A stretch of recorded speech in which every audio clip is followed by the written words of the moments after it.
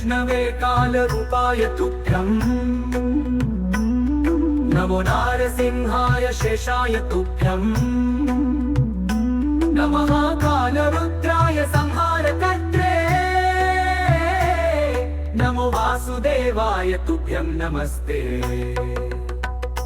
नमो विश्वमाया विधानाय तुभ्यम् नमो योगगम्याय सत्याय तुभ्यम् नमो धर्मविज्ञाननिष्ठाय तुभ्यम् नमस्ते वराहाय भूयो नमस्ते नमस्ते सहस्रार्कचन्द्राभमूर्ते नमो वेदविज्ञानधर्माभिगम्यम्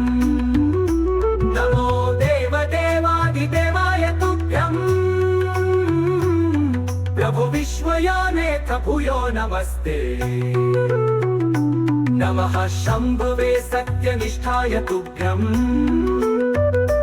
नमो हेतवे विश्वरूपाय तुभ्यम् नमो योगपीठान्तरस्थाय तुभ्यम् शिवायैकरूपाय भूयो नमस्ते नमः शम्भवे सत्यनिष्ठाय तुभ्यम् नमो हेतवे विश्वरूपाय तुभ्यम् नमो योगपीठान्तरस्थाय तुभ्यम् शिवायैकरूपाय भूयो नमस्ते एवं स भगवान् कृष्णो देवमात्रा जगन्मय तोषितश्चन्दयामास वरेण प्रहसन्निव